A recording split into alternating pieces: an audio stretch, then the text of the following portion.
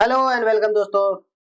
इस तरीके से आज सेलिंग आई है बजट डे पर और एक न्यूज ने निफ्टी को करीब बहुत ज्यादा नीचे की ओर लेके चल गया। अभी मैं देख रहा हूं तो क्लोजिंग 495 पॉइंट नीचे डाउन क्लोजिंग हुआ है। निर्मला सीतारमन ने, जी हाँ बिल्कुल, आपको ये न्यूज पहुंची गई होगी कि इन इन लोगों ने क्या किया है कि एसटीटी बढ़ा दिया है और एसटीटी बढ़ाया है जो पहले 0.02% हुआ करता था फ्यूचर्स में, उसको 0.05% तक कर दिया है। लगभग 150% की इन लोगों ने बढ़ोतरी कर दी है। ऑप्शंस में भी इन लोगों ने बढ़ा दिया है।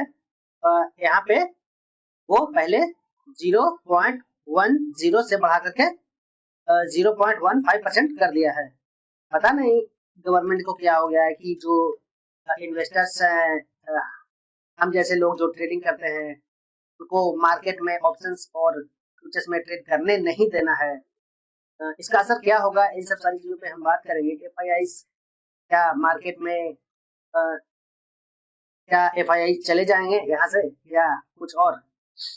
ओके, तो आप देखो कि मार्केट में क्या हो रहा था कि एक्सपेक्टेशन था कि जो एसएसटी है, सॉरी एसटीटी है, इसको कम किया जाएगा। हर कोई यही उम्मीद लगा के बैठा था। लेकिन क्या हुआ कि ऐसा बिल्कुल नहीं हुआ, इसके बिल्कुल विपरीत हो गया और इन लोगों ने बढ़ा दिया।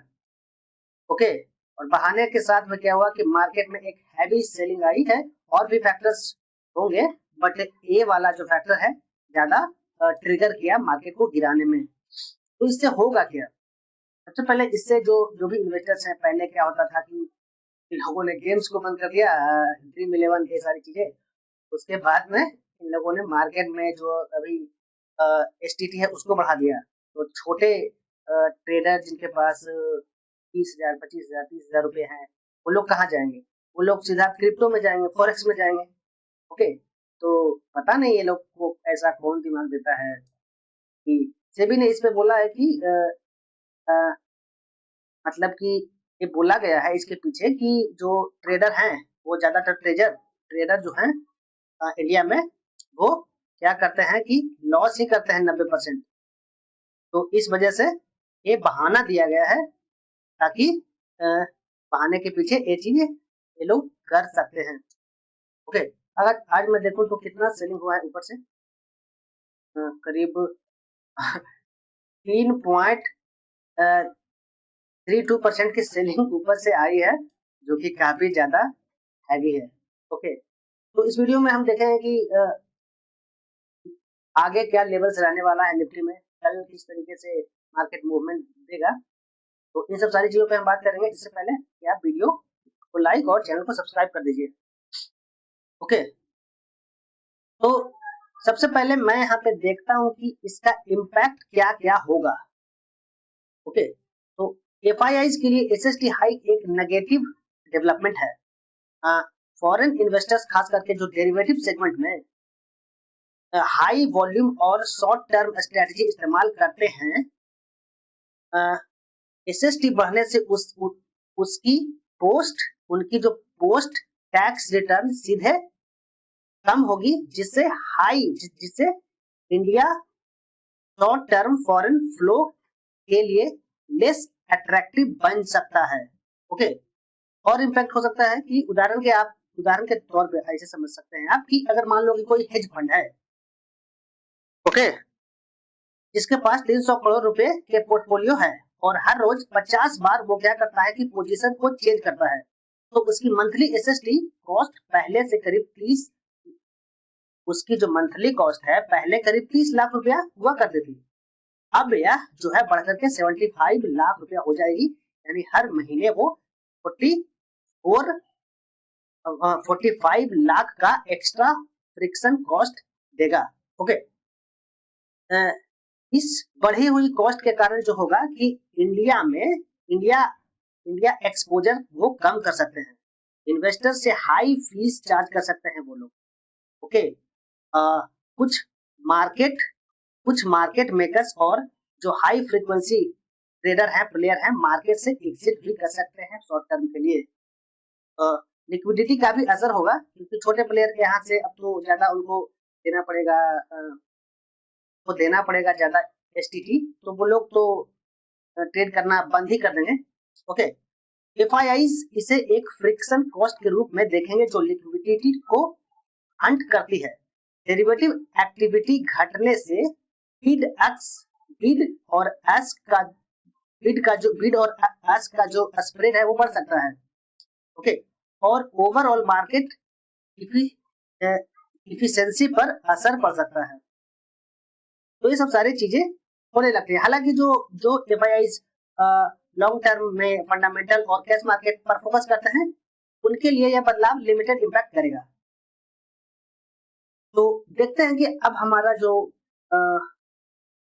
जो लेवल्स होगा वो किस तरीके से काम करेगा कल के मार्केट में, क्योंकि आज जो जितना मार्केट गिरा है, एक्सपेक्टेशन रहेगा कि कल किस तरीके से बिहेव करता है। कि आज एफआईआईज ज्यादातर मार्केट में नहीं थे, तो कल वो लोग आएंगे तो देखना होगा कि किस तरीके से मार्केट का मूवमेंट होता है। तो सबसे पहले मैं नीचे की ओर एक यहाँ पे सपोर्ट मार्क करूंगा, जो कि होगा 24,500 24,570-75 के आसपास ये होगा। ओके, मैं यहाँ पे मार्क कर देता हूँ ये लेवल। आज का जो क्लोजिंग प्राइस है, सीधा मैं यहाँ पे मार्क करूंगा क्लोजिंग प्राइस। ओके, अब मैं ऊपर की ओर एक रेसिस्टेंट मार्क करूंगा इसमें, ये रेसिस्टेंट। ओके, अब आप देखो मार्केट में सिंपल रहने वाला है, मेरा व्यू जो सिंपल रहने वाला है। अगर मार्केट ये जो क्लोजिंग है ये वाला यहाँ पे लेवल है ये 24,700 या 775 के ऊपर खुलता है क्लोजिंग के ऊपर, तो ये बायर्स को ट्रैप करेगा ऊपर की ओर फिर से, और ये जो है इस लेवल तक जाएगा यहाँ से एक सेलिंग आएगी, यहाँ से एक सेलिंग आएगी और फिर ये इसको नीचे भी लेके आ जाएगी, और जो आज का जो लो है वो वहां तक इजीली आ जाएगा। ओके, अब मैं इसे 15 मिनट कैंडल पर लेके चलता हूँ।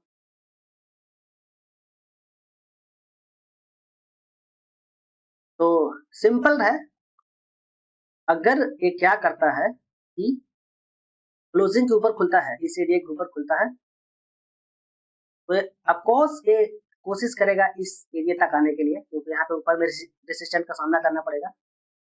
ओके, तो मार्केट काफी कमजोर हो चुका है अब, तो यहाँ से फिर से सेलिंग आएगी और नीचे की ओर जाएगी। तो मैं इसमें सेलिंग के लिए कब इंटरेस्टेड रहूंगा, तो ही कंडीशन में रहूंगा, या तो ऊपर खुलता है, खुलने के बाद इस एरिया के पास जाता है, इस एरिया के पास जाता है 24,900 के आसपास। ओके, 24,900 के आसपास जाता है, वहां से रिजेक्शन लेता है, तो मैं सेलिंग के लिए प्लान बनाऊंगा। दूसरा, या तो आज का जो क्लोजिंग है इसके नीचे खुले, या तो आज का जो क्लोजिंग है इसके नीचे खुले, जो क्लोजिंग है इसके नीचे खुले, और नीचे खुलने के बाद में मैं यहाँ पे 1 मिनट के कैंडल का वेट करूंगा, और जब 1 मिनट का कैंडल ब्रेक होगा नीचे की ओर, तो मैं इसमें प्लान बनाऊंगा नीचे की ओर, और मेरा जो टारगेट रहेगा वो सीधा इस एरिया पे रहेगा, जो कि है आज का लो 25,570-75। ओके, सिंपल रहेगा मेरा, क्योंकि निफ्टी काफी ज्यादा कमजोर हो चुका है। मैं सेंसेक्स में बात करता हूँ।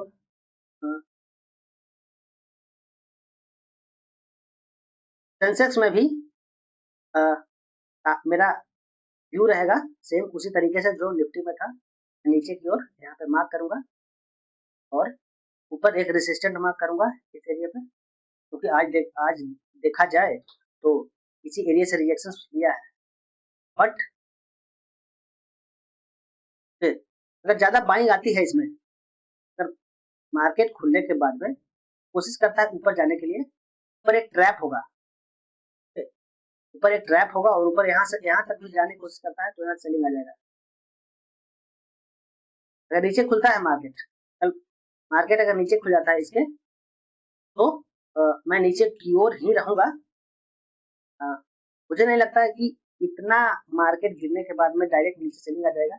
अगर ऊपर खुलता है तो एक ऊपर की ओर बाउंस करेगा, बाउंस करने के बाद ही नीचे की ओर सेलिंग आएगी, जिस तरीके से मैंने एक तीर बना रखा है। ओके, वैसे मैं अगर एक दिन के कैंडल पे देखता हूँ इसको, तो जिस तरीके से सेलिंग आई है सेंसेक्स में और निफ्टी में, पूरे बाजार में, तो मैं यहाँ पे क्या करता हूँ कि निफ्टी तो वीक हो ही चुका है और सेंसेक्स यानी कि पूरा बाजार,